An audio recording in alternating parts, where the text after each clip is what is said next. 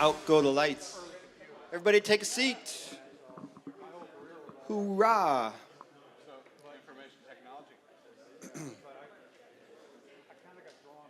You're a guest. You're supposed to sit in the hot seat up here. Didn't know. Come on, get up there. Be sociable. Absolutely. Absolutely. Welcome everybody to, what month is it? June 2014. SDMediaPros. We are the San Diego branch of MCAI, which is a national organization with thousands of members and connections all over the web to get jobs outside of this area. And if you're traveling, you can find another pro and another market in order to further your needs in that fashion. In fact, I was shooting in Florida one time, and we did find somebody to help us track things down that way. It was great. So, a second. Michael Bergemeyer is off in Hawaii. I told him to go to Hanama Bay because it's the best snorkeling I've ever been to. Very touristy, but the fish were amazing. So we'll find out next month if he did in fact do that. It's a duty. He's got a brother-in-law wedding to go to, so it's not all fun. He starts every meeting with a horror story, and I asked a few people earlier about whether they'd have a horror story to share about production, and I want to see some hands here.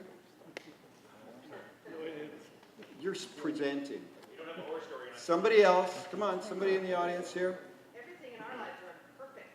Luke, come on up here and give it brief, okay? Okay.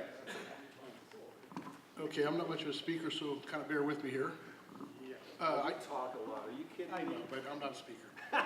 Anyway, about a month ago, I do a lot of work with California Teleprompter. I got a call from Maya over there about a month ago. She says, I got a client. It's for an all-day shoot for a TV infomercial. And so I took the job. I called the producer. I asked him, is there anything special I need to know, any special equipment? No, talk to my manager. So I talked to the manager, and he made it very clear they need one prompter. They do not want it mounted on the tripod. They want it standing in front of the tripod because the producer doesn't like things mounted on his tripod. And could I bring an extra monitor? So I did that. I show up. First thing the producer says is, we need two prompters. We need one over on this side, one on that side. I'm like, okay, I got one. So I kind of rigged up what I had, borrowed a few things. We had to go buy an adapter. Kind of made it work and kind of made them happy. And then they said, okay, well, we need to have, that was just using two monitors. So, people talking face to face, looking over each other's shoulder. Punchline. Yeah. Anyway, so then after that, they said, okay, well, we need two actual teleprompters now. So I had one.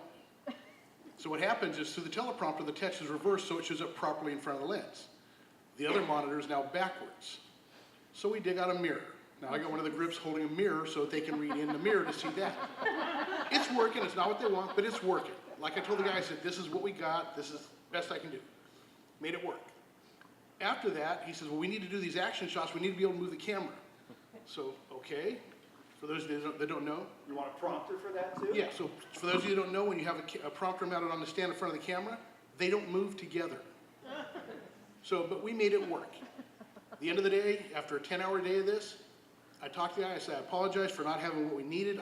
I talked to your guy, and this is what he told me. And he says, yeah, but next time, could you bring one of the tripod rigs? I was like, I got one in the car. And he's like, well, why didn't you bring it in? I said, well, that man over there told me specifically that you do not like them and did not want it in the building. So I didn't bring it in. The guy kind of looks at me, he's like, you mean you had the right stuff all along? And it's like, yeah, that's why I tried to talk to you when you told me to talk to him. So, Doctor! Anyway, make a long story short, he said he was very impressed with the fact that I made it work with what we had. He said he will hire me again, but next time, regardless of what he says, talk to him. So the moral of the story, talk to the guy in charge. He's the guy that probably knows what they need. Thank you, Luke. That's what happens to us when you're in the heat of battle and you're in the middle of all of this. That's the kind of stuff that goes down. That's the reality of it. I want to thank our host for the evening, Martin Banks, and Video Gear.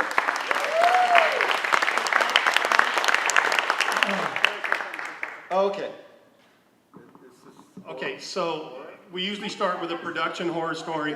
I'm going to start with a goddamn meeting horror story.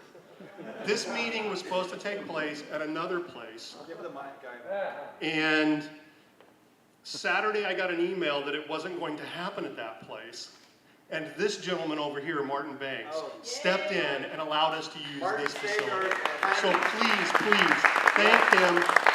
Yes, thank you so much. Your applause is great, but the next time you need to buy something or rent something, even better than applause. Just remember, Marty will always save your ass. Yeah, Martin literally saved our ass on this one. So please, if you need to rent gear, need to buy gear, come to this place. Did you want to say something about the facility? Hand him the mic. Well, I've got a couple of things. Is now a good time? Come on up. This is it. Well, first off, I want to thank Mike Caballero from my staff for scrambling around here today. We're using some pretty cool technology to light with. We have some Felix LED lights spread around. This one up here is a pre-production model. It's not even available yet. But it's really the newest, best LED technology. It's not like anything you've seen before.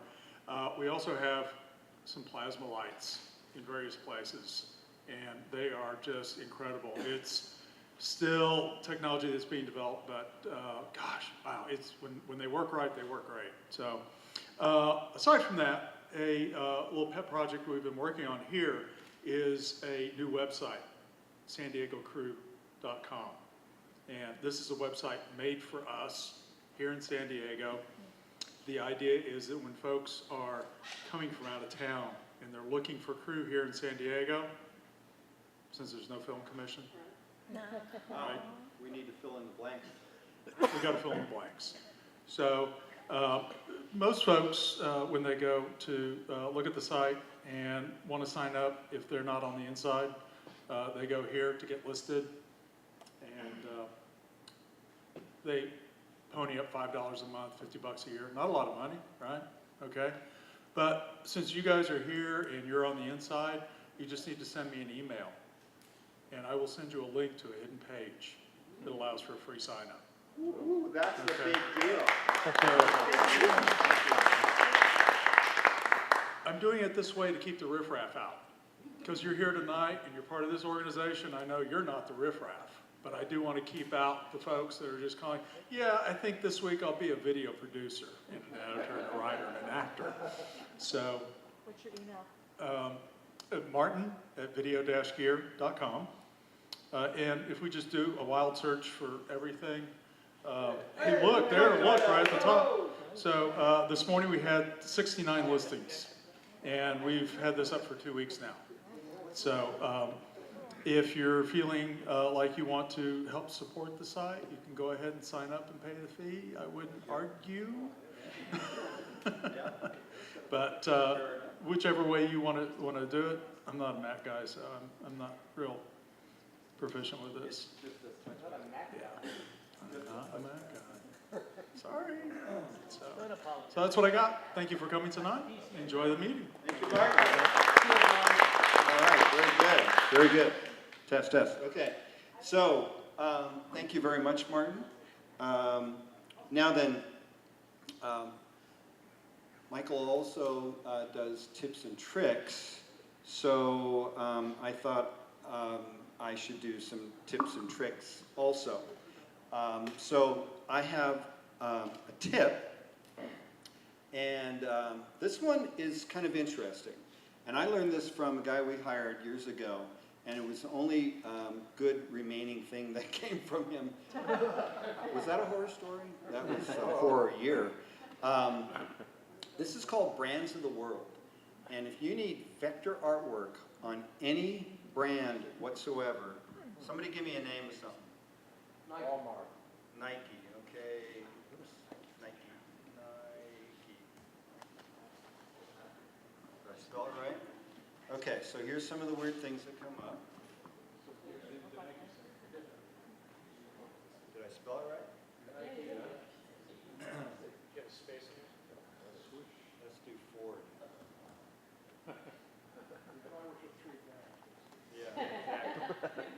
Okay.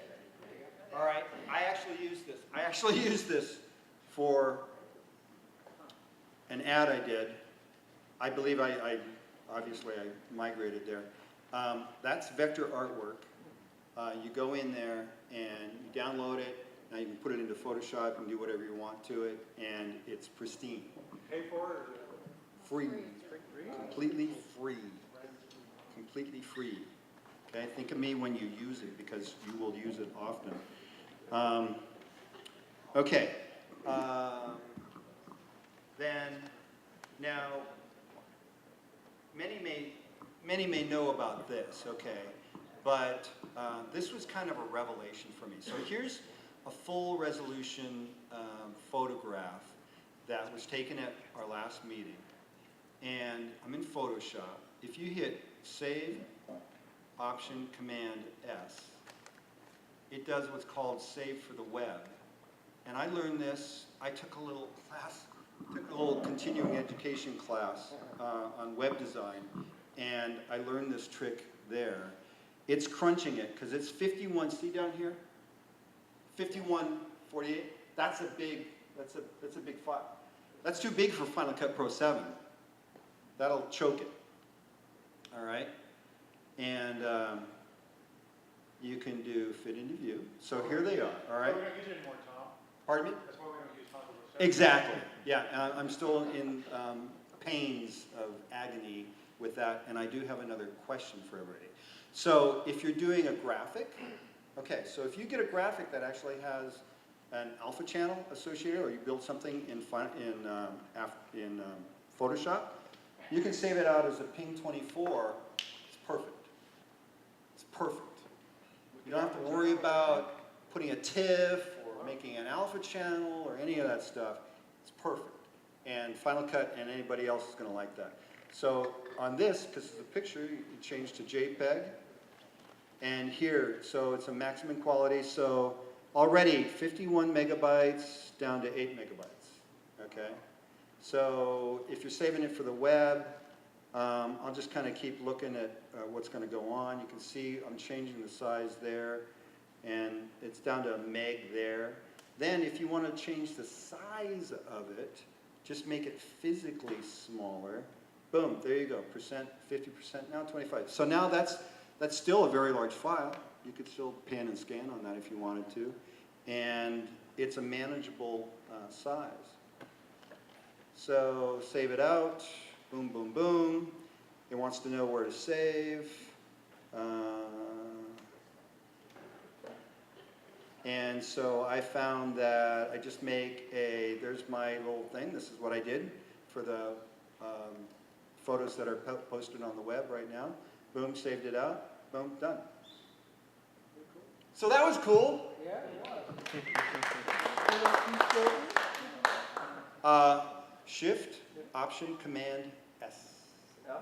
S as in save. So it's called Save for Web. It's called Save for Web. Thank you. You're welcome.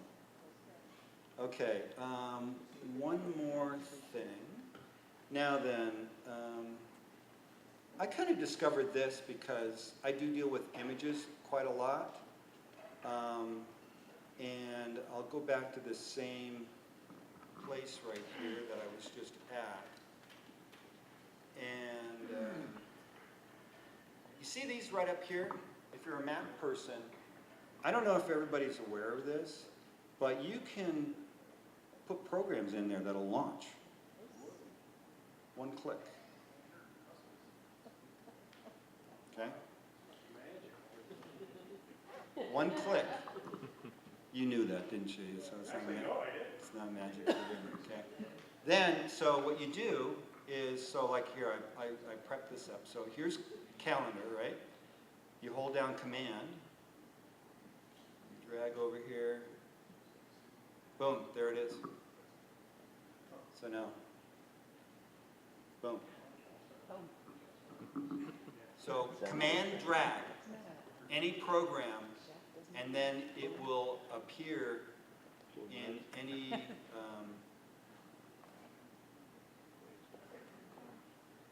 header. Yeah. This is a little program called Moom that my son turned me on to. You just roll over this. It costs $6, I think.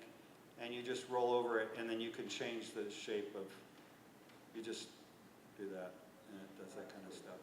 That's called Moom. Okay. And that's all I have. Those are good. Question? Yes, actually, yes, please, do, yeah. Anybody else that has, now that I've been doing that, if anybody else has a little trick that they use, please share. Okay, some of you guys might already know about this. How many people use GoPro cameras for anything? How many people don't like the weird fisheye you get on things? Okay, go to the GoPro.com website, download GoPro Studio. It's a free app, and it works very well. It's used for converting the GoPro footage to standard AVIs for editing. When you bring the video in the lower left corner of the main part of the app, there's a button marked Advanced. Click on that. One of the check boxes is Remove Fisheye. It will take your video, it'll keep the same perspective, and it will make it just as straight as if you shot it that way. It works very, very well. GoPro Studio. GoPro Studio, it's free, it's on the website. It will work with all your DSLR footage also. Yeah. Any of that type of footage, it's not just GoPro footage. Excellent, excellent. Good, good. Anybody else got a tip they want to share? Okay, all right. So moving right along, I have a joke. It's a horror story joke. And so it goes like this. A doctor spends many years going to school, and then they open a practice. Video professionals are expected to get it right the first time. Don't quit your day job. Ba-dum-bum. Okay, on that sour note, I made that up. Did you make that up? Mr. Mike Tao is going to save me here. So you're up for motion graphics this meeting tonight. We're off. Ladies and gentlemen, Tom Kinnaman. I forgot an announcement. I'm sorry. I have an announcement, Tom. You have to come up here to the I microphone. forgot. I Tira, forgot. you missed it. You missed the opportunity. You should have talked to me earlier. The call for entries for the 46th MCAI Media Festival are going to be open just as soon as we fix one typo on the call for entries. So everything is going to be open this month, and you're going to be able to get started entering your fabulous pieces just right away before the other festivals take your money. Ladies and gentlemen, that was the Tom and Connie show. Please put your hands together for them. Connor, we need to work together better. Remember, the 8 o'clock show was a lot funnier than the 7 o'clock show, so come back. Tipping is not a city in China. Try the burritos. Welcome. Well, yeah, I've been a musician for years, so I learned all of those doing that. Welcome to the motion graphics meeting of the SDMediaPros. This meeting was a nightmare to get going and to actually have happen, so I'm glad it's happening. As you heard earlier, we had a change in venue. You'll also know that we had 3 speakers, hence the 3 chairs. 3 speakers. There's 2 of them. So to start this off, please applaud the 2 speakers that actually decided to show up.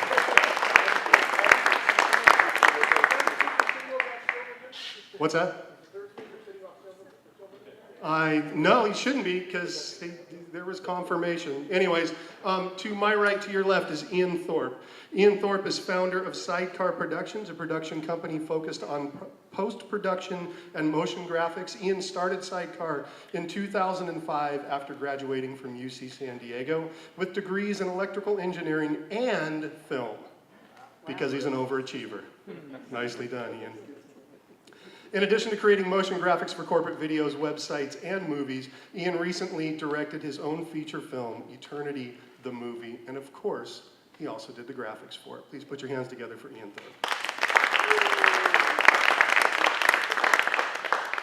Next is Matthew Burrows. Matthew Burrows is a native San Diegan and a motion graphic designer for the ABC affiliate here in San Diego.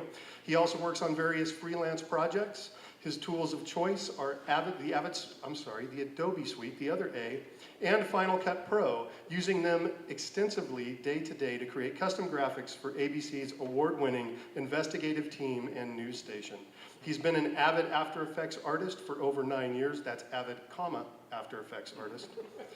For over 9 years. When he's not working, he enjoys sailing and relaxing with his dog. Please put your hands together for Matthew Burrows. And next to him, please put your hands together for an empty chair. So the idea behind this evening's meeting was I didn't want to do this is the button that you push to get this to happen. Because there's a million tutorials out there that will tell you what button to push. So I asked these gentlemen to bring some of their work, talk about how they created it and how they got the inspiration and how the creative flow got them to the point of creating what they did. Who would like to go first? Rochambeau? We're gonna let Matthew go first. Hello, everyone. Let me set up here. All right, you guys want to see freelance stuff first? You guys want to see freelance stuff first or news stuff first? Freelance. Freelance? News. That's good. I heard freelance first. All right, so this. Sorry, I'm not used to using a mic. Oh, that looks great. Okay, it doesn't work.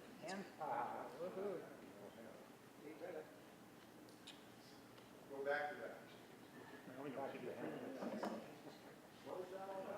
Oh, it's got Can MPEG String Clip go full screen? No, just go to Contact Player. Yay. All right, so the first piece I'm going to show you was done for a company that they sell hemp products. Hemp was just recently legalized for industrial commercialization uses. And they sell basically products that have hemp in them, like creams and stuff. They wanted a video that they were going to show for when they do a convention. So it's an intro video to say, you know, this is our company, this is how great it is, come join us. But a lot of people were like, well, what is hemp? I thought it was marijuana. It's like, no, it's not marijuana. So they contracted me to say, okay, we need a video that says hemp is not marijuana, it's better. And not in that way. So they gave me a script. They said, this is our script. It came out to like 7.5 minutes. I was like, whoa, okay, what do we have? We have a video, photos? No, we have none of that. We have a logo. It's like, all right, that's good. This video people, you're probably like, oh, great. So I had a week to put this together. A week turned into 5 days. 5 days turned into 3, 4. Then it turned into 2, and then it turned into literally 2 days, 1.5 days. And I told the guy when he came over to my house, I said, you're going to come over to my house and we're going to knock this out in 1 day. And when he got there, I said, listen, bad news. I can't make a 7.5-minute video in 1 day with no assets. I said, what does this person want? He said, I want, you know, a really just punchy video that has a big impact. I said, okay, you're not going to do that in 7.5 minutes. And he had a track. And I was like, all right, the track's got to go. All we're going to do is do music and words. And with, you know, textures and imagery and a little bit of video here and there. So we cranked this out in about 23 hours straight. I got paid well, so it's okay.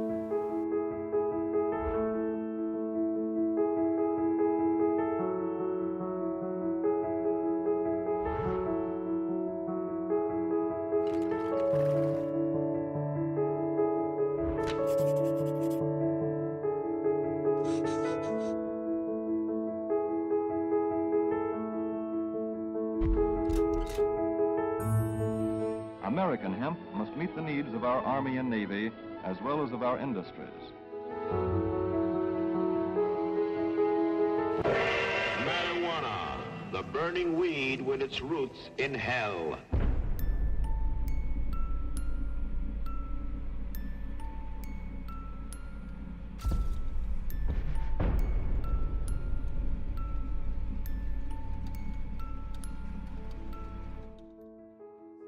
I think, we've been terribly and systematically misled in this country for some time, and I did part of that misleading.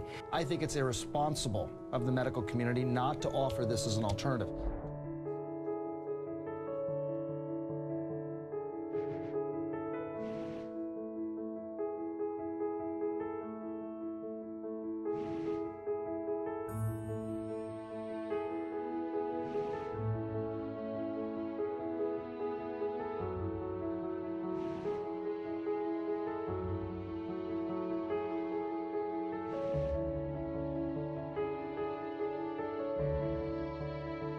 Thank you, everybody. God bless you.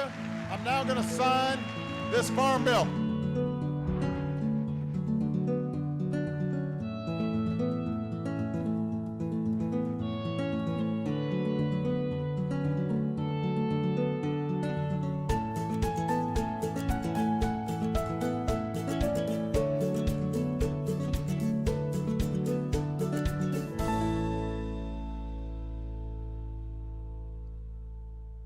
Yeah, expire how you like that.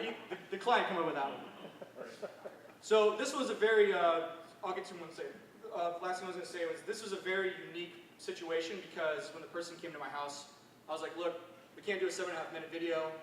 I have to have complete creative control over the whole process or it's not going to get done. We don't have time for revisions. We don't have time to sit going back and forth about, well, I don't like that, well, I do like that, all that. I said, we don't have time for that. We can't do it. You either have to trust me and it works, or it's a complete failure, we all lose, and the world goes down the hole. So that's what came about of it. It was 2 minutes and 10 seconds. Client loved it, so that's a good plus. You had a question? So if you go back to the beginning and talk about which one of those are stock images, you have like a forest, you have a flag. Sure, plant, all right. The smoke after the A there. Yeah, absolutely. So the process I came up with was, okay, let's break down into what text we're going to use. What is hemp? You think you know hemp. You try to have to get a little bit more crafty with your words. What is hemp? Or I think it says, do you think you know hemp? Think again, hemp is not marijuana. So I started with this idea of, okay, let's see the plant. That's the first thing we're going to start with is the plant, because that's where it all starts, is the plant. So I said, okay, how can we use the plant? I said, well, what if the plant, moves from one side, and as it moves to the other side, it creates the white. So you go from one side to the other side, the text disappears from one side and appears on the other side. That's how I built, this first part. So it moves over. And then also, like, little subtle things when you start building your graphics as well is, how can I get the words to reflect and complement the story? I had the words grow on as well. It's a little bit less subtle, but also is that. The background I used is actually hemp fabric. It's like a canvas. Am I kind of answering your question? Sorry. Not really. I'm just curious where you got those specific images. So okay. So the specific images I got were off of... These are all stock images. You didn't everything was stock images or off of a Google search as well that we found the stock imagery of. So basically we searched like hemp products. Once we found one, we said, okay, we need to go find stock imagery of that product so we don't, use copyright images. But this one was a plant. We cut out the plant, used it as a PNG. The PNG has, no alpha channels. Put it in there, and then I actually ended up using a bend filter inside of After Effects that made it so it sways, so it looks like it's swaying. The little subtle things are what I think take your motion graphics from, oh yeah, that works, to, wow, it looks really good, it came out really well, as opposed to, this thing can just move back and forth like this. Yeah. But if it goes like this, it's that much more, So you built the shadow there, you did the smoke there. Yeah, all the smoke. So the smoke is just another stock image smoke, I think from Video Copilot. And then we put it on the end of the period. And a lot of this stuff too, like you go in and you build the easy parts. And then you go back and you say, okay, how can I make this just a little bit better? Well, what if we added this? Well, what if we added that? And that's how I built this piece, where we said, okay, what's the history? So we basically just went in and built all of the text objects first for the first part, up until we got to the first sock, which was the Hemp for Victory, where the United States paid to pay for hemp. So I built the spot all the way up until then with the text. And then you go back and you find, okay, what can I use specifically that is going to make it look that much better, which we found out with the hemp plants there in the background. And then... Did you build the hemp forest, or was that a stock? So it was a stock image, and then we built it in 3D space so that when it comes in, it has that little bit of a fog behind it, so it builds it in 3D. I didn't want to do too much 3D because it takes a lot more time to do it, but just subtle things like that I think add a lot more to the piece as opposed to just having everything be flat on there. The first draft of Declaration of Independence was written on hemp paper. Written. I really wanted to do the writing effect. It's not as... It took too long though, so I ended up using something that sounded a little bit similar. Found another stock image of the ink drop. Another little thing that just adds a little bit more to it to enhance the effect of that it's been written in ink. Everything we're writing on is like this hemp paper. We use the actual Declaration of Independence in the background, a little bit faded out. So once you go back and you have your base set up, then you can come back and add these little details that make it a little bit better.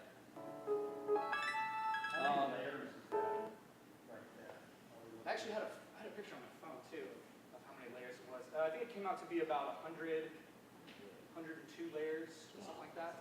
A lot of layers.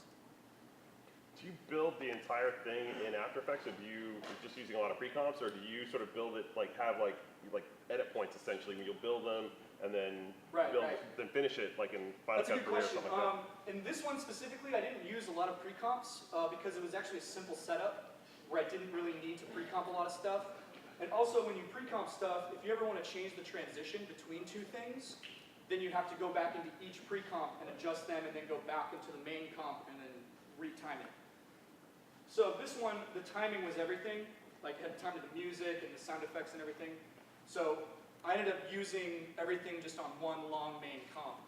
And the importance of setting your ins and out points in After Effects became more apparent because After Effects uses the entire composition as its in and out point, and then you can just adjust its opacity. But then I could actually find my way through my composition. And also, like, everything on here. So the American flag, we have the hemp plants, Founding Fathers, New Hampshire, George Washington, John Adams, Thomas Jefferson. That was all then color-coded so I could find it easily. Like, oh, okay, everything's yellow. So everything on the screen right now is a specific color. That made it a lot easier as well. Once again, these grow on a little bit. And then we were going into a war type of scene. So I had it explode like it was shot. And then, since we were also going into a war, I had the actual text come in like it was being cocked like a gun, like, and you actually hear that. I can't really hear it here. American hemp must meet the needs.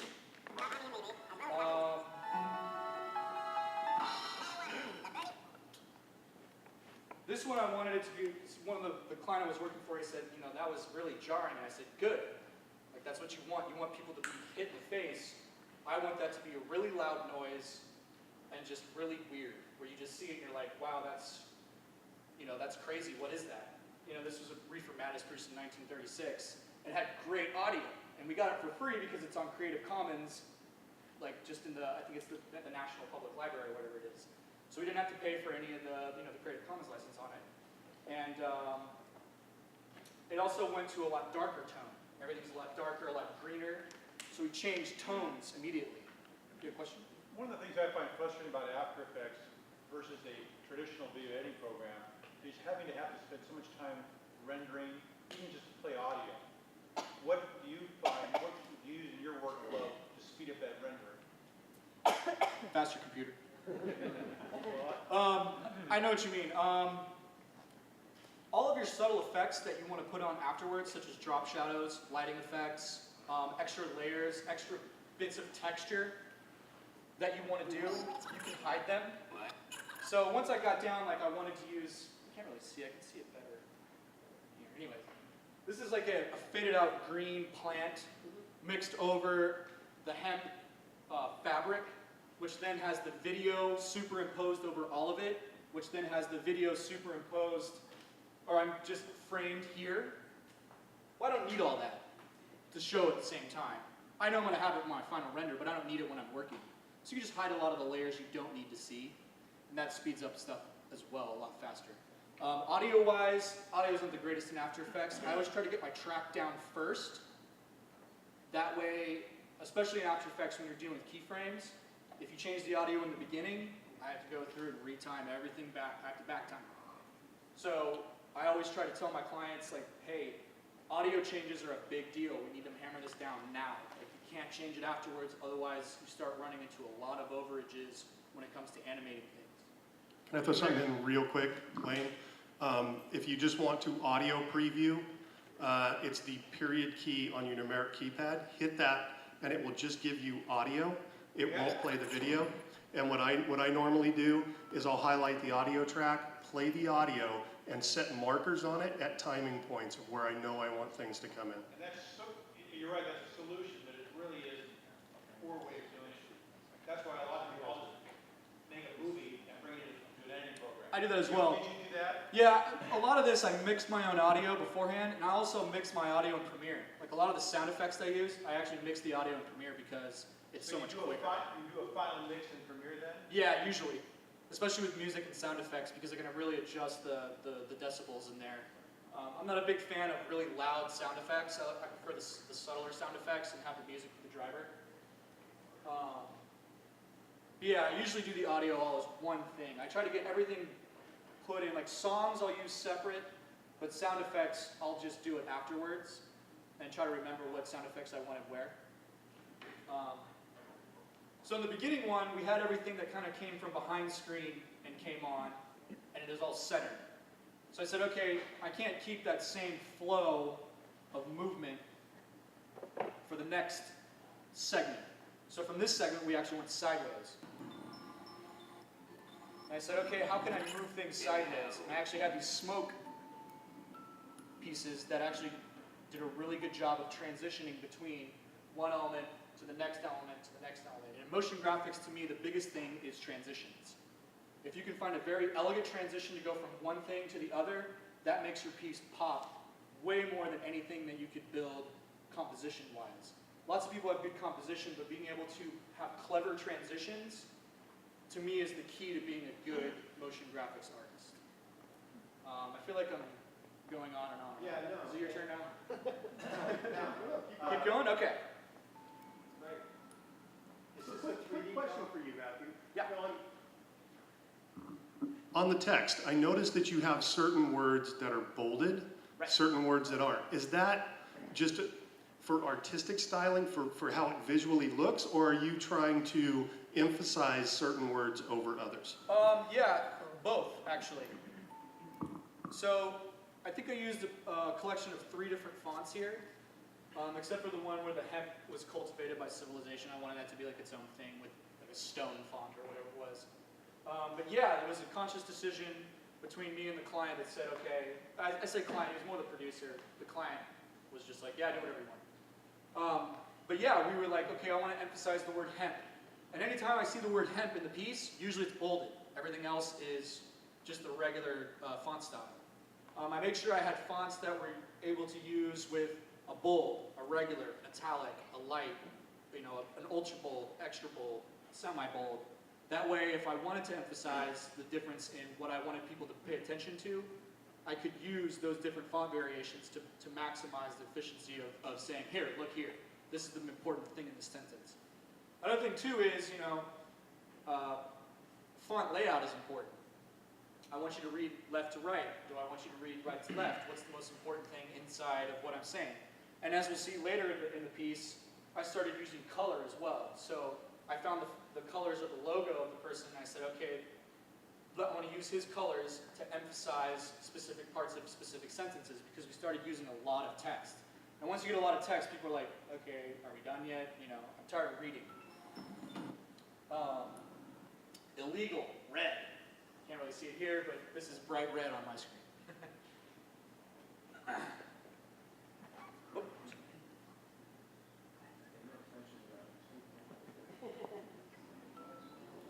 So then I kept the music going here. I wanted this creepy music throughout the entire segment. It said, you know, this is the point, and then we changed over to the sentence again, hemp is not marijuana.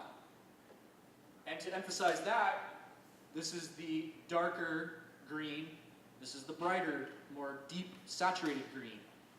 Those little subtle things add a lot, to me, to not only the composition, but the effectiveness of, yeah, that was good, now it's great. I'm not saying it's that great, but you know, you understand what I'm saying. Terribly and systematically misled in this country for some time. And Can I ask you a question about your process? So do you write things down on paper? How do you start planning this out? You've got the words, you've got your length. Right. How do you know what you're going to do when in 7 minutes? Usually it's the speed I can read when it comes to text like this. I always try to give how long I can read it, and then I add a second. Or a second and a half. When did you write down the words?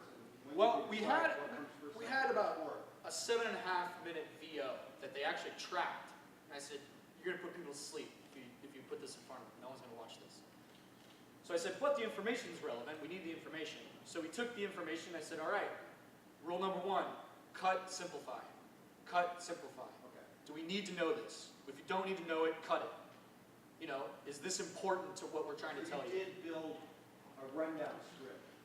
So you knew. Yeah, exactly. We built the rundown script. You knew, I want to emphasize this word, I want to make this word. That was actually done afterwards. So we had our sentences of, you know, specific things we wanted to say.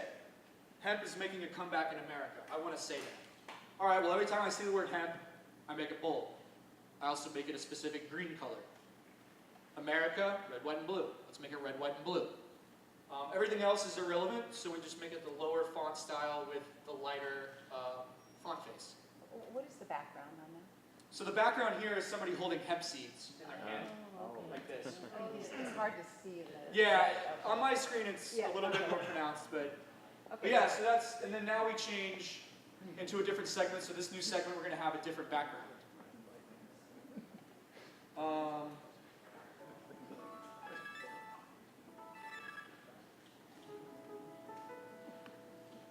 So this one I just want to be real simple. Yeah, go ahead. I was just going to ask you about all the text animation. Just because you were on such a tight time frame, how much of those are like you custom built the animation for the text line, and how much of it is like, because I know After Effects has all those, and I use those a lot as a starting point, and I'll tweak whatever. Right. How much do you, on this particular one, how much did you customize and just? I find myself, since I've done it for a while now, I can just build it faster in my brain instead of starting somewhere. I also have presets I built myself though, where it's like I use a lot of the from behind camera that zooms into the screen, as you can see here. So I was like, random that you built off of. So yeah, so this one comes from Z space, so it backs out in Z, and then through the use of the range animation, you say, okay, I don't want 0 opacity, I want to have a little bit of like maybe a 10% blur, and then I want it to start maybe 350 pixels back at Z space. So it's coming at us. I say, okay, so that's the starting point of the text. Now, at the end, I just want it to land here. So this is our landing point. Now, once we did that, I said, well, I don't like the fact that it comes in, the facts hemp can be used in over 20, I don't want that. I just want it to come on really fast, because I want you to just read it and get over with the next one. So I said, okay, let's just bring it in randomly. So those are the types of things you can play with, obviously. You know, it's all subjective, just like most video and everything.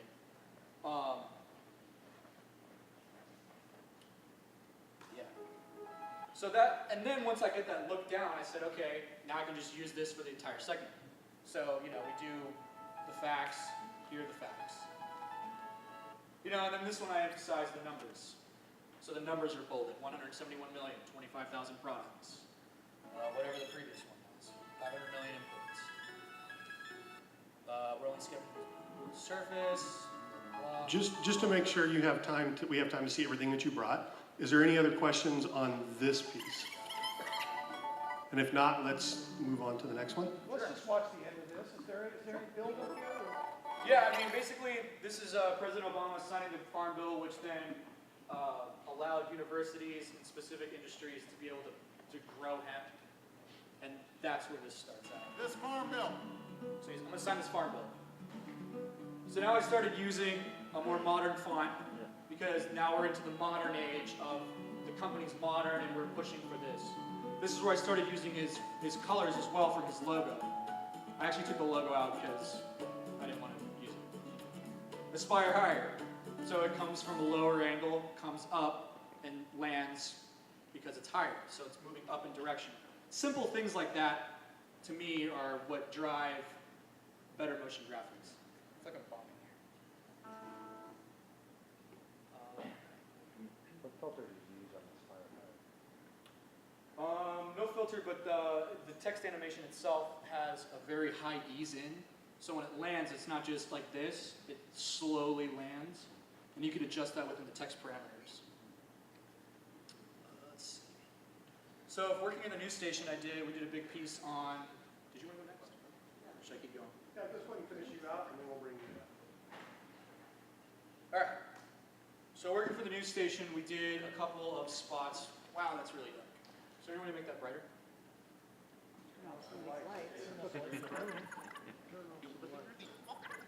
Sit. Anyone want to make that brighter? No, not killing light. Kill that light right there. Killing that light right behind you, Mike. Here.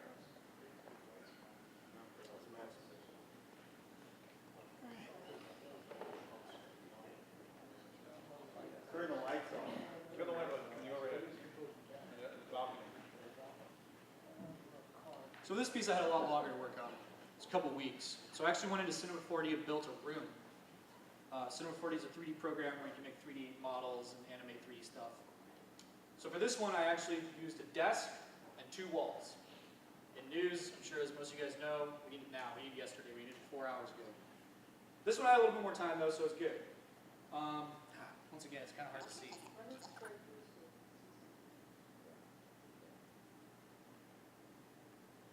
So I have a desk, a chair, a lamp, the walls, and floor. Stewart never said a word. He says neither did the Boy Scouts of America, who knew about the scout leader Bruce Phelps, and admitted himself that he had a history of molesting boys.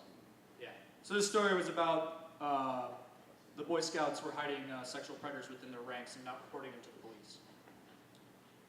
So for this one, I said, okay, basically it's just a lot of paper. And paper is boring. How can I make paper more sexy? How can I make paper better? I said, okay, I can use this 3D effect where I built everything in 3D when it comes to the scene in Cinema 4D. After that, I rendered out that picture. This one happens to be a video, and once I started using video, the rendering takes 10 times as long. So I actually ended up using just a still and blew up the still very large so I could pan scan inside of it, which saved me a lot of time rendering out videos out of Cinema 4D. Lots of time. So that's another thing you could do if you're working in 3D where you can do pan scans on bigger pictures. Which came first, the voiceover or the video? VoiceOver came first for this one specifically. I usually request that my VoiceOver is given to me first, and I don't want to change because that changes, a lot of So stuff. you're basically putting pictures to the voiceover. Exactly. So for this one, it zooms in. This is a camera move within Cinema 4D that renders out. Once we get here, now we're in a still. So the still, once it renders once, it renders forever, which cuts down a lot of rendering time. The 3D data is also exported out for the wall and the desk. So on the desk, it tells me in 3D space, this is where this lives. So like on this table. I also exported out the camera data within Cinema 4D. There's tutorials you can find online for this stuff. So the camera data also exists inside of After Effects as well. With all that data, I can now line up everything to fit on that desk and on the wall. So the logo can be changed out. So I can reuse this scene for whatever I want. If I want to reuse it for a police story, I can reuse it for a police story. All I have to do is change the logos. So that's one of the better things you can do with stuff like this as well, where it's more versatile to you because I'm not set, like, oh, I have to go back to Cinema 4D and re-render out this one scene because it has the logo already embedded inside the scene. I don't need to do that because I'm doing it in After Effects. Most of this stuff is built in 2.5D, so all the paperwork, the pictures, and the way that I sold this effect a lot better than it was is the use of shadows. So whenever you're doing anything in 3D and you want to sell the effect, to me, use shadows to help enhance it and make it more believable. Because without the shadows appearing on the desk or on the walls and stuff, you'd just be like, oh, it's just put on there afterwards. It's obvious. Was the desk stock art or what? Oh, no, I built the desk in 3D. I modeled it out. And admitted himself that The text is 3D as well. The 2.5D inside of After Effects. the history of molesting boys. So using that effect, I actually used, let's see here. I used it for a lot, and they would cut back and forth between these. So I used different paper, different folders, different logos, swapping them out specifically to whatever was needed for that track. So this one had to do with, the Scouts of Canada and stuff like that. Any questions about this one? How long did it take you to build the first one? So to build the original file took me around about 4 hours to get the walls with correct textures and the desk to have wood and to be, actually have the top, the legs, and everything with the chair. The chair was actually downloaded, so I downloaded off a free model site. But once that was built, I spent probably the next 2 weeks working about 4 to 6 hours a day. Came out with about 7 graphics with a little bit of minor changes. Where do you ever use stock templates and the software from? Yes, I do use stock templates every once in a while. I also use it perhaps to grab certain elements out or see how an effect was done. So I might not just use that template. I might say, I like how that was done. Let me buy it so I can just see how it was made. Video Hive has really good prices for stuff like that.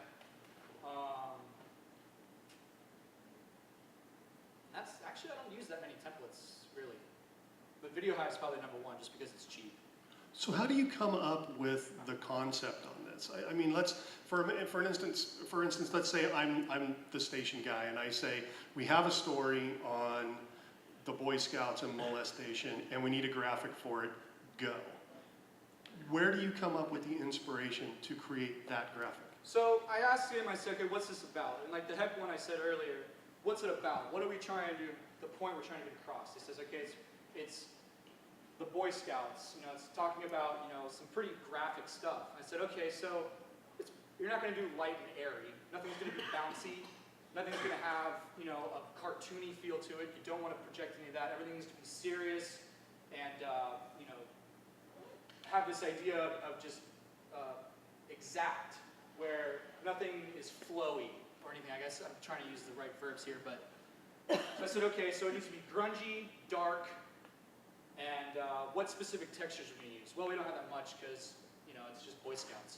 So I looked up maybe old photos of what the Boy Scouts wore, old photos of, specific things about the Boy Scouts. So I had one where I found their actual patch. And I asked him, like, what's this graphic about? Oh, this graphic is about, in 1979, this guy did something. I said, okay. Do you have his picture? Yes, we have his picture. Do you have, so I start building assets. So these ones aren't as fun in a sense that, okay, it's just paperwork. Well, I can make paperwork better if I have more time. So I add more files. Each file, the folder has, instead of just putting the actual, 1979, well, let's put it on a folder so it represents that. So coming up with the idea of what do you need to show, and then starting with, well, what assets would best suit the theme. In this case, it was grungy, dark office with a desk. In other words, or in other projects,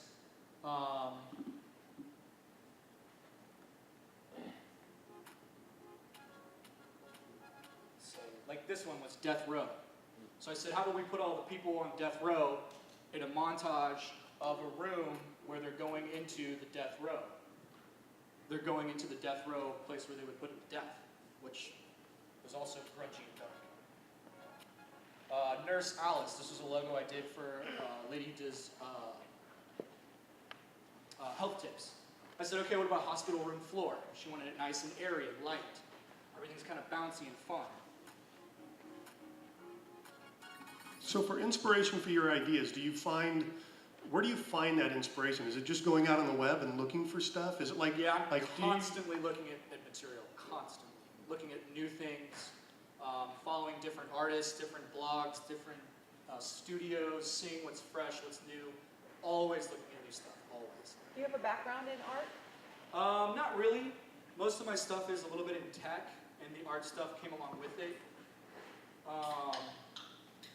But usually I try to think to myself, what items or assets represent the idea you're trying to do? Is it folders and paper and grungy and desks? Or is it hemp with seeds and plants and canvas textures and plant textures? And what type of actions represent this? Growing, flowing, or waving. So I try to picture how I can use different types of textures and movements with the assets I have. I'm trying to be more specific. Basically trying to mix set design with talent control. Yeah, it's almost like you wanna do production design, but add motion to it, and the motion should reflect the piece. So don't just do something because it looks cool. It needs to serve that purpose of, does it fit with the material you're working on?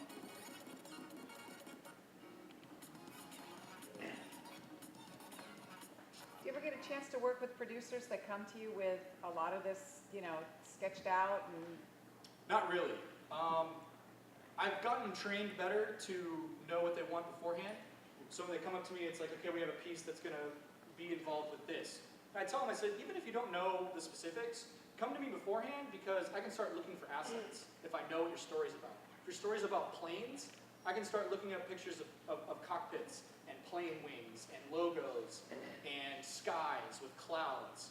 I can cut out the clouds so that I have just clouds by themselves.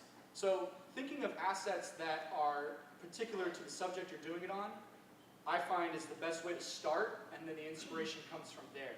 It says, oh, well, what if I used, this caliper cover as the background because their product is a caliper cover. Okay, well, what is involved with that? Brushed steel.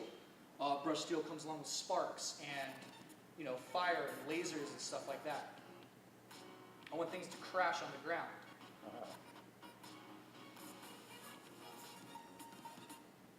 So this one had to do with the water department. I said, okay, well, what about the water department can I use? Well, we could use specific bodies of water that happen to do with the water department, the San Diego Metropolitan Water District. So I found actually shots of Lake Hodges. Nice big pictures of those. Added fake water. What else has to do with water? Pipes. So I used pipes as a graphical element to then push the story along and said, okay, how can we use pipes to then emphasize specific parts of the story so the pipes then grow out. There's water in the pipes. Also with water, there's reflections, so you can add reflections to everything so it looks like it's sitting on water. Whereas in other pieces, you wouldn't need reflections because it's irrelevant to what you're working with. So I did this effect here where the actual text appears inside the pipes and then becomes a drop, and the drop actually drops out in $50 increments.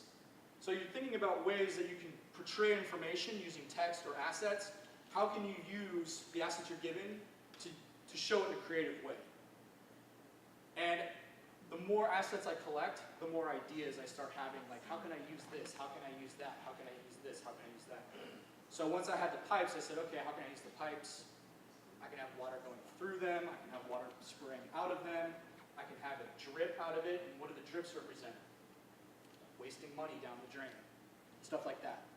I want to make sure that we got time for some questions at the very end, so can we move along to Ian? I'm on your time. I don't know. I'm just going. Ladies and gentlemen, Matthew Burns. Sorry, man.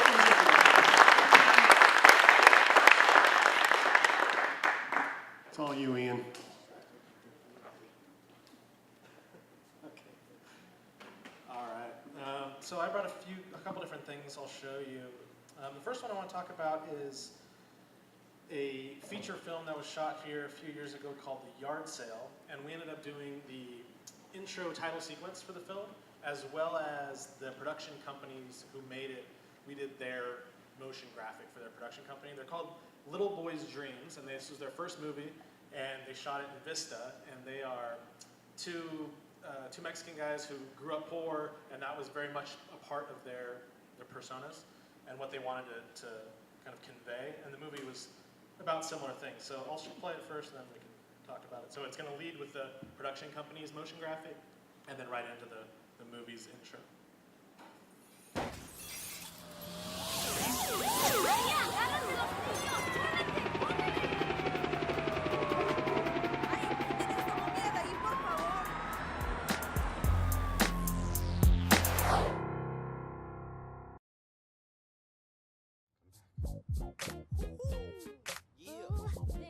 San Diego, baby. You know I gotta represent on something right here, baby. You know you got the beach, the barbecues, jet skis, volleyball. Homie, stay low. It's the home of the Padres and Chargers, homie. Yeah. It's that sicker than your average. Cali crew. Down in Mission Beach, then we take it up to Malibu. How about that pineapple juice with that Malibu bounce? Rocks, skating through the avenues. I put away the pants and put away the sweaters, cause it's that season of the slingshot, sunny weather. I got my shorts on, reach down to my knees. See, I'm a Gemini, baby. So that was the beginning of their film. And then credits. So the reason I wanted to show this piece is what I like about it is that it's kind of a juxtaposition. This first part, 100% in the computer, it's all 3D out of Lightwave, and then up into their graphic. And then the second half is a lot of actual items, and we wanted to go across this bulletin board. The movie, we'll talk about this first if anyone has any questions or things they want to say about here, but the concept was basically that they're coming from the ghetto, growing up poor, and they want to make it big, right? So we start by showing you there in that scene, you know, the police cars going by. I remember the client, the director, he said, you know, I want there to be ghetto copters. Like that's my childhood. I just remember helicopters flying over all the time. So, you know, there actually is helicopter sound in there, but really we started at the street level, and you pull back through the alley, you can see trash and all this junk on the ground, and then you rise up to see the city skyline, which is kind of where we wanted to end up. So that was kind of our concept of saying, what do little boys dream about, right? You know, short of being basketball players or something. So it was kind of, how do you quickly go from the ghetto and growing up poor into this, like where I want to end up, you know, moving on up Jefferson style, right? So that was the concept. We did all in 3D and Lightwave, so that we could get those effects. And to answer, just to touch on some of the questions you guys have been asking before, all of those assets, like 90% of them were purchased. I think most of these came from a site called Turbo Squid. If you're looking for 3D assets, Turbo Squid does a decent job. And then animated in Lightwave, placed and lit in Lightwave, and then rendered out up into the top screen. And then this text is done in After Effects after the fact. So it's not part of the render, the background is separate. The background cityscape was a still image. Yeah, still image rendered inside of Lightwave to give you all the perspective as we're moving up. But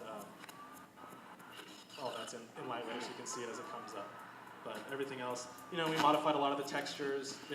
They grew up in Vista, so having the side of this truck say Vista was really important to them, to have that somewhere and to have graffiti. A lot of the artwork is theirs, or it's hard to see because it's dark, obviously, but a lot of the artwork that's on the walls of the buildings and whatnot is stuff that they created or is from their friends. So my friend's a graffiti artist or does this tag this place. So we wanted to incorporate a lot of their community because that's a big part of what they were is, you know, my buddy does this and my buddy does that. So we incorporated a lot of that into this scene.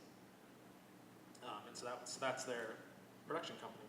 Does anyone have a question about that? How many hours was that to construct an opening that the sequence? The render or the building of it? The building of it. The building of it. So the building of it goes fairly quickly. I mean, you know, a couple days of putting assets in place, and again, it's very much a layering process. You start with a wireframe, essentially, and say, here are the assets we have. We have a city street. We have these cars that are going to go by.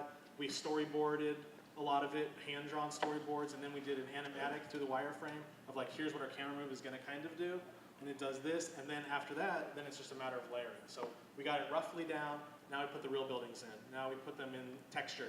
Okay, now it's just a flat texture, looks like daytime. We run that a few times, so while we're refining the camera movement, then it's adding the lights, adding the ambience. Okay, now it's darker, and we got the feel we want, now put in the trash can, and the piece of trash, and this wastebasket, and this thing. Starting adding in more and more elements until you get this fully rendered scene that you're ready to go, and then we actually sent it out to a render farm to have them do all the work, because this was 5 or 6 years ago, and so it was nothing that our computers could handle in a timely fashion. I mean, you start this render on my computer would have been 3 weeks of rendering or something. The render farm comes back in a day. So. Yep, any other questions about that? I'll move on to the intro. So the intro to the movie is called The Yard Sale. It is about a yard sale, strangely enough, that happens in the ghetto here. And so what we wanted to talk about was how do you what do you see in a yard sale? What elements, again, similar to what Matt's talking about, like what elements of the yard sale can we bring together and can we find? And the one thing we noticed was even on set, we shot on location in Vista, every lamppost or telephone pole was like covered in flyers and wrapped in flyers. And like, no matter where you went, a building that a business went out of, whole thing was like flyered and covered and spray painted. And so we wanted to bring that element into the title sequence because it really matches that. And you can see a lot of this graffiti and tagging. So what we did for this is we actually took and photographed a lot of actual flyers that we found, photographed this piece of cardboard here with I staple gunned it and photographed it with the staples. I used individual staple elements in a bunch of other places, and then brought them in and composited it all together. This whole thing is sitting on a huge comp in After Effects, like the biggest one it'll allow you to have. And then we're just taking the camera and finding the different elements that we want to find. So it exists all as one board, and then we just shot it like you would shoot with a Steadicam. And then we took and did a lot of effects, like that paper on the left-hand side there. That's started as just a solid image, and then in Photoshop made it look like it's been weathered and took the water damage and like it's streaking and falling apart. Most of the graffiti is added on after the fact in Photoshop or in After Effects. Everything kind of has some kind of tagging or graffiti or writing on it in some way, shape, or form. Just to again mix it up. And like Matt was talking about, it's all about layering. You see there's graffiti there. And then also, what Matt touched on is the transition. And for us, the transition was very important too, that we wanted to get into the movie without you even realizing necessarily that you were going into the movie. And so this is the opening shot that we took. We made it black and white. We posterized it a little, up the contrast, and then stuck it on a flyer. So we did our best to make it look like it's part of that flyer. And saying like, okay, so this is just another flyer on the page, but then when we get into it, now we slowly come back into color, we add the saturation in slowly, and as the natural camera movement is the pull-out, now we're into the movie. It's the forever pull-out, as it turns out. Very, very slow pull-out. To reveal that they're in the back of a car that is actually cut in half. So that's kind of the initial joke of the whole show. So that's kind of the motivation. Mike, does that kind of touch on what you're hoping from a creative standpoint of where it kind of came from? And again, just trying to pull elements from the world, from the film itself. We'd seen the whole film, so we knew what was in it. We were on set for some of it, so we knew what the world of the set was like and kind of what they were trying to capture. So we try to bring in different elements throughout the movie and put them into this title scene. And I think the cool thing there, the takeaway from that, is that he got stuff from the real world. Taking images from the real world and incorporating them into your motion graphics. Don't get literally don't think inside the box literally, get out of the box. The story I always tell is that I had a client one time that was a Renaissance fair, and I was doing a commercial for a Renaissance fair, and the very end graphic, they wanted a piece of parchment paper with the text over this parchment paper, and I spent like 4 to 5 hours sitting in my edit bay in front of After Effects, in front of Photoshop, trying to make parchment paper. And at about the 5-hour mark, something in my head went, you idiot, your wife does scrapbooking. She has a box of parchment paper. So I went and got a piece of parchment paper. This was a while ago, so I shot it with a Betacam and put it into the project. So think outside the box. Go find things in the real world. There's times when I've taken the old acetone, like for the old transparencies, You guys remember those? And finger painted on them for text. Scan them in, use that. Take things from the real world. They'll look much more organic and real than trying to make them in a computer. And another tip too, for those of you who do a lot of graphics work and a lot of titling and text, a site that I use all the time is called wordmark.it. I don't know if you've been to it. wordmark.it. And it's a great site because it allows you to type in the words or the phrase that you're looking to find a font for and hit enter, and then it just shows you that phrase in all of your fonts. So all the things that you can select from. I use it like almost every day. Anytime I want to pick out a font for anything, I go straight to Wordmark and type it in there and then pick my fonts, just seeing a list of all of my fonts. It lets you select it down and narrow it down, your choices. You can pick a specific one. Any other questions about that clip? Seeing here none, move on. Let's see. All right, this one's a little bit longer and has audio, so if you can't hear it, I'm going to can it. But this is from Under the Boardwalk, the Monopoly story, and this one many of you might be familiar with, but our own Craig Bentley is the producer on that, and it's now just won some awards, so congratulations to Craig. That's the multi-Emmy award winning Under the Boardwalk. Exactly. Unfortunately, none of them were for the graphics, but we'll talk about that later, Craig. So we did this for him, and I thought it'd be fun since Craig would be here to have the client in the audience, but let's see if we can hear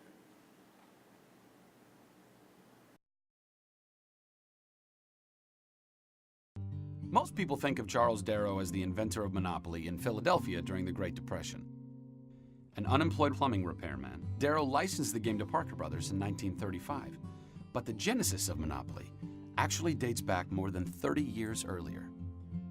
In 1903, an activist and inventor named Elizabeth McGee patented the landlord's game to promote the single tax philosophy of Henry George. George was a popular economist of that era who believed that capitalism was creating an unfair advantage for landowners in America. Lizzie McGee submitted the landlord's game to Parker Brothers in 1909 as well as a revised version in 1923, but both were rejected. Far more complicated than most games of her era, it included properties to buy, railroads, utilities, and spaces called Go to Jail and Jail. Lizzie spent several summers in Arden, Delaware, introducing her anti-capitalist game to other followers of Henry George. Arden is near Philadelphia, so how did this 30-mile journey take almost 30 years to get to Charles Darrow? A business professor from Arden took the landlord's game to his students at the Wharton School of Business in Philadelphia. But it would travel through several other states before making it back to the city where Darrow made Lizzie's game famous. About 10 years after the professor started using it in his class, one of his students took the game home to Reading, Pennsylvania. Around 10 years later, some friends of his took it to their college in Massachusetts, where they showed it to a classmate from Indiana. He took it home to Indianapolis, made his own version, and a teacher friend of his loved it so much that she took it to her new job in Atlantic City, New Jersey. The teacher and her friends thought the game would be more fun if they changed the properties to the geographical street names of this famous resort city. Two of her friends were a couple who lived in Philadelphia. They really liked the game and made their own version. They switched Arctic Avenue to Mediterranean because it sounded more inviting, changed Shore Fast Trolley Line to the Short Line Railroad, and misspelled Marvin Gardens. On an evening walk in 1932, they ran into a schoolmate who they hadn't seen in 20 years. They introduced their finance game to her and her husband, Charles Darrow. After almost 30 years and thousands of miles, the game had finally completed the 30-mile journey from Lizzie McGee to Charles Darrow. Being unemployed, Darrow had plenty of time to polish the cosmetics of the game. His graphic improvements resulted in the look and feel we so easily recognize today. He decided to call it Monopoly. So for this, Craig came to us and said that they wanted to do some animation here and add some interest to this story. They gave us the voiceover, the assets, pretty much everything that's not on this map was an asset that we were given, which was great. We love getting assets, especially to go with a voiceover. So we were mostly trying to time to a voiceover. So we lay that down first and then say, okay, what points do we need to hit? And it was really kind of like putting together a bit of a puzzle, but paint by number really, where it was, here's your voiceover, here are the assets that go in these spots. So we're able to kind of lay everything in quickly and time it to that voiceover.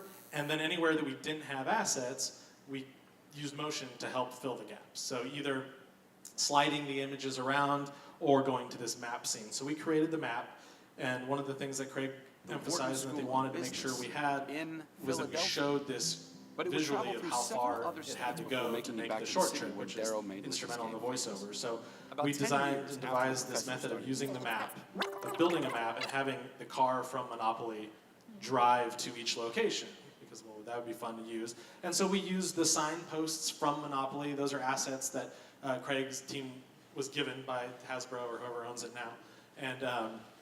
And so we stole those same assets to use as our street signs to tie back into something that people would be familiar with from Monopoly, including the coloring and everything is all from their style guide. So that was it. We were given the 3D car, took the 3D car and animated it so that it could do some churning. So there was just a few keyframes of it churning a little bit so that we had that control in After Effects to pick which frame we wanted to see of it spinning around.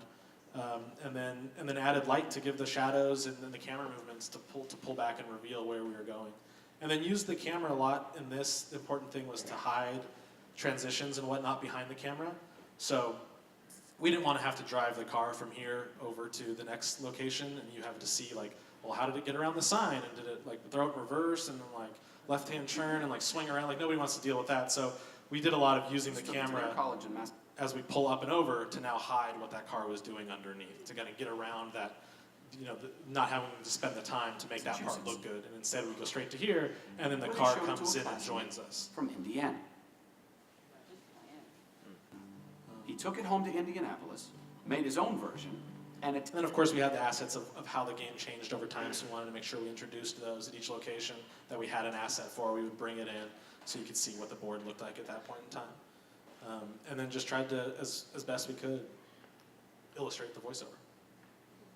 Did you bring the car as a 3D asset directly into After Effects? No, I didn't use the car as a 3D element. It was, I rendered out the car in various driving positions and brought that in as a movie clip in After Effects. So each frame was a different orientation, and then I could just pick via the expressions where I was, which frame I wanted to see at that point in time. Other questions about that? Anything? Interests? Craig, did you have anything to add from a, oh, sorry, I'll take a question. Did the client pay the bill? That's a good question. Craig, did you pay? Yes, he did pay the bill. Do you have anything to add to that, Craig, from a client's perspective of? Just, the old adage that it's great when you hire good people who bring to it more than you even envisioned yourself initially. Like, Zachary Levi, when we did the narration with him, he added inflections and stuff that we hadn't even thought of. And you guys, when you did the animation, adding stuff that we hadn't thought of. Then the one thing we were missing here was this clip is pre-audio sweetening. So it's even better with the audio sweetening because the sound designer up in LA added sound effects for all of us, for the car, right, for good just, point. The graticule of the miles. And Yeah, sound effects definitely makes a huge, a huge difference in things like this, because then you can hear the car traveling and everything whoop, whoop, as all the things are popping up. So when they added all that, it sounds even better in the final product. So check out Under the Boardwalk, the Monopoly story. It's available on Netflix and iTunes and other fine establishments. Buy it at monopolydocumentary.com. There you go. And buy it. Key message, buy it. Buy it for friends. Free on Hulu with commercials. No, buy it for friends. Any other questions on that? How are we doing on time? One more, or are we all done? Yeah, we got time for another one. Okay. This was a spot that we did with Groovy Like a Movie for a Qualcomm, their Venture Fest or Venture Pitch, whatever they call it. So this was, every year they have teams of engineers get together and come up with a new idea, something crazy that they're dreaming about and they want to get funded, and then they make a video and then they pitch it to the higher ups at Qualcomm, and then someone wins, I guess, and they pursue it and try to make it. So this was one of the teams for a product that they were envisioning called Snap Home, and some of you may recognize the star.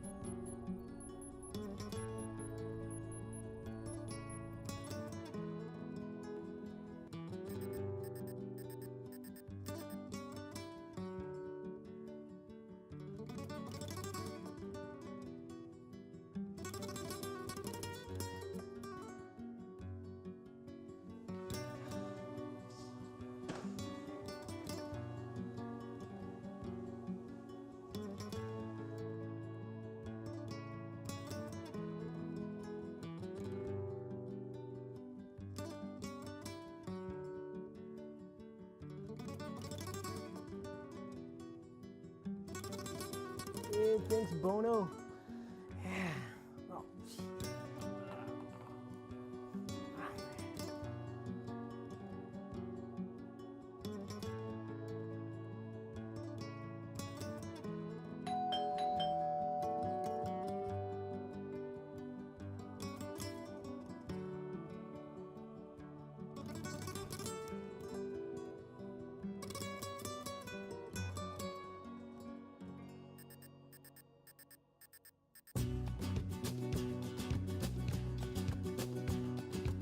Por el camino del desierto, el viento me despeina, suave aroma de colita, una dona del aire, ella de lo lejos, una luz en tela, la idea de mezclan, te vi por en la noche, ella estaba a la entrada y la campana de sonar, y me dijo ya mismo, esto puedo del cielo.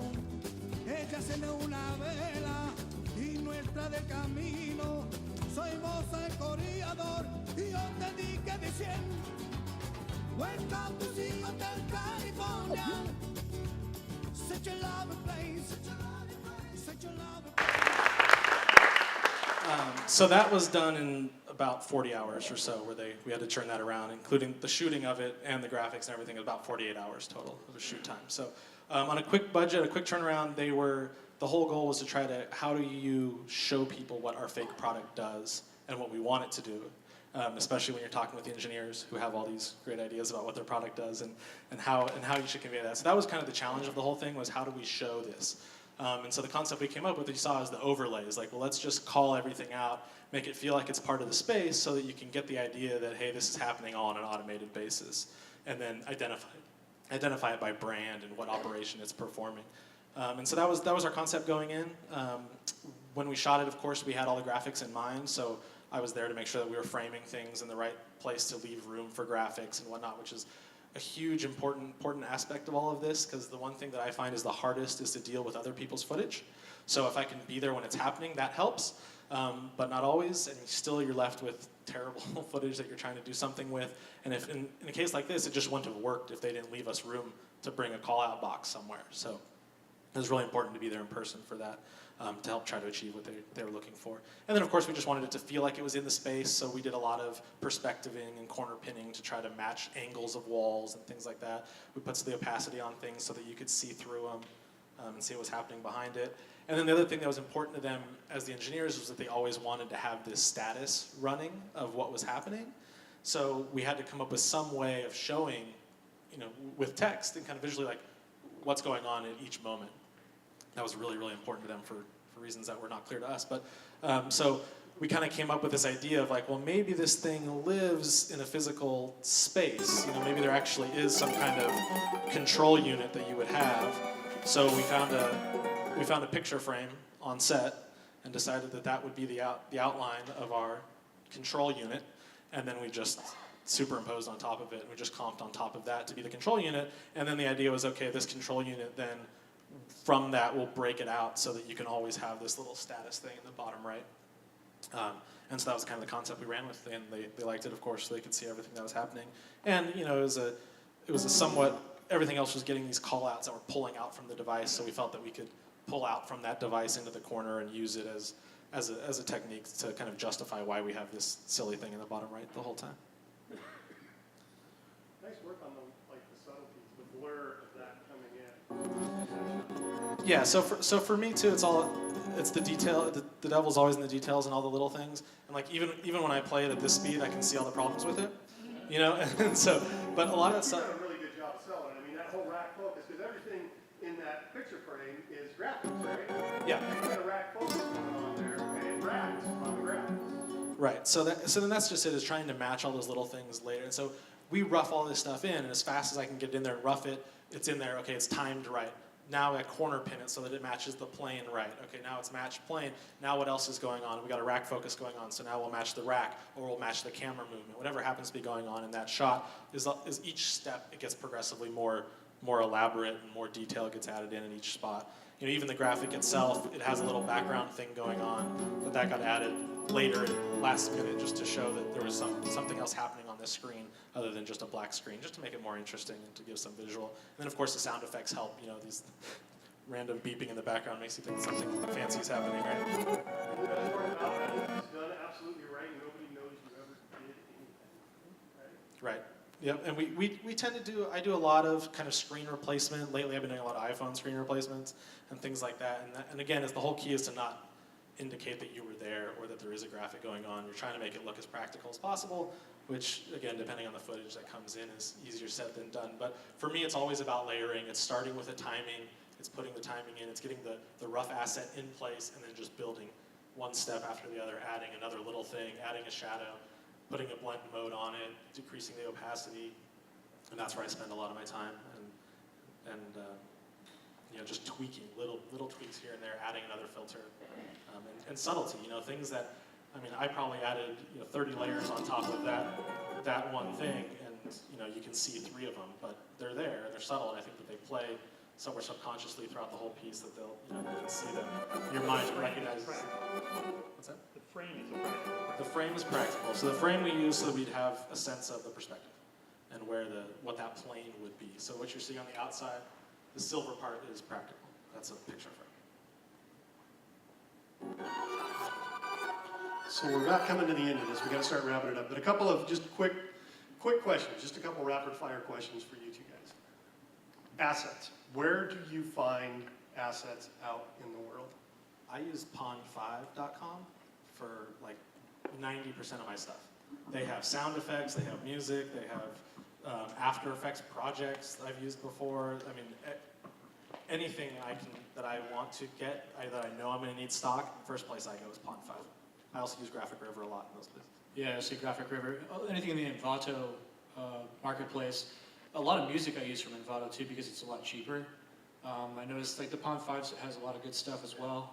I also find myself collecting different types of like track mats, because track mats can come in really handy for motion graphics. So anytime I see any type of black and white footage that is a reveal or an interesting way to reveal a video, you can also use it to reveal a text or reveal any type of asset.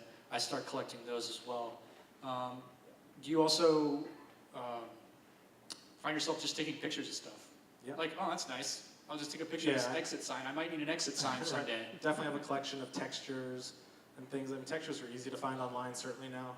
There's lots of high-res textures out there, so you can just search for anything texture. You know, rock texture, stone texture, paper texture, and you can find all kinds of great resources for textures I use all the time. And then last question, for anybody out here that's a producer and they know they're going to have to do some compositing, they know they're going to have to do some motion graphics, what's the one thing that they should do prior to shooting? Contact us first. Always talk to us first. That makes your life and our lives a whole lot easier. I mean, there's a million things you can screw up in the shoot if you don't have someone who's doing the graphics standing there saying, yes, you can do that, or no, that's a terrible idea. Because usually the easiest and the fastest ideas are the worst ideas for us. So.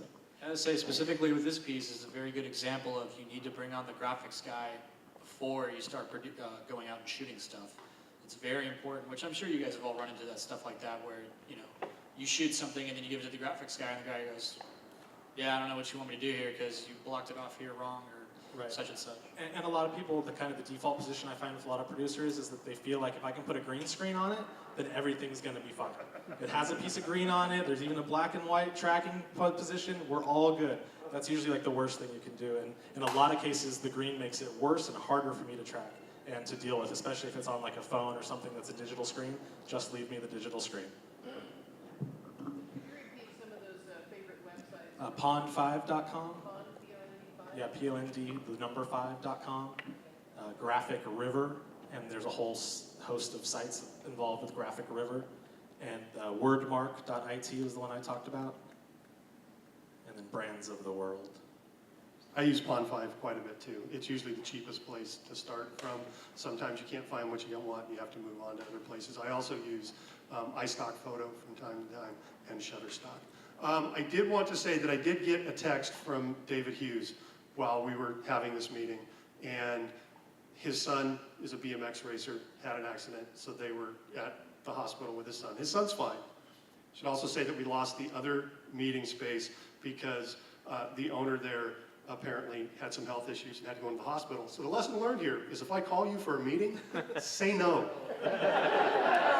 You don't want to be involved in my meetings. It's that plain and simple. Thank you guys for coming. Thanks once again to the Video Gear crew for making this place available at such short notice. Thanks to Ian and to Matthew.